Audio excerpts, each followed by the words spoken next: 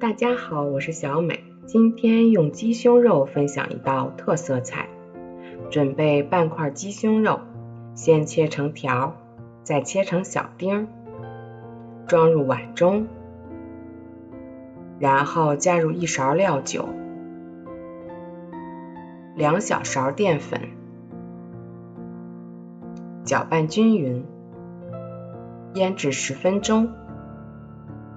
再准备半根黄瓜，中间先对半切开，再切成长条，最后切成小丁，装入碗中备用。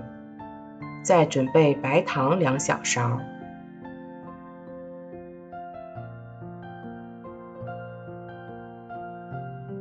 大豆酱1勺，放入碗中，加入少量的清水，搅拌均匀，酱汁就调好了。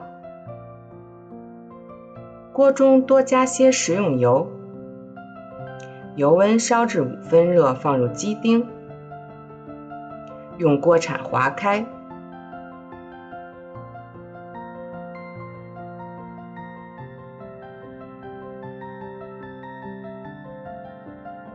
翻炒至鸡丁变白，盛出。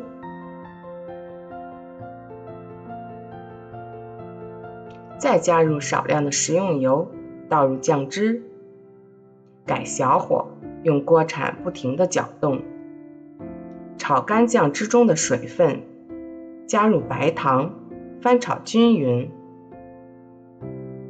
然后倒入鸡丁，改大火快速翻炒，使鸡丁全部裹上酱汁。再加入黄瓜丁，继续翻炒1分钟，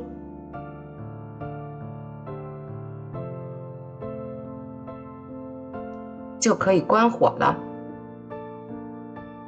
这样做出来的鸡胸肉，肉质非常的细腻，口感上也非常的鲜美，有着鸡肉独特的韵味，中间还包裹着酱料的纯正，做法也是十分的简单。食材也不需要太复杂，几步就做好了。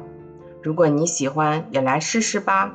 我是小美，喜欢我的视频就关注我吧，谢谢您的支持。